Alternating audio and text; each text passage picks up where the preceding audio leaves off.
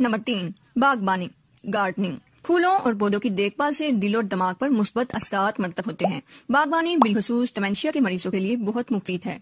Tip में इसको horticulture therapy कहते हैं। आप भी अपने घर के लॉन में फूल और पौधे लगाकर अपने वालिदैन की सेहत और खुशमजाजी में 40% तक इजाफा कर सकते हैं।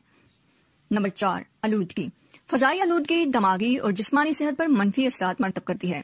कोशिश करें कि फजाई आलूदगी वाली जगह पर वक्त गुजारने से गुरेज करें। खासतौर पर हामला खवातीन और बच्चों पर आलूदा माहौल ज्यादा बुरा असर रखता है। Number 5, high blood pressure and diabetes. High blood pressure और डायबिटीज दिमाग को सबसे ज्यादा इन दो अमराज डायबिटीज और हाई ब्लड प्रेशर से नुकसान पहुंचता है।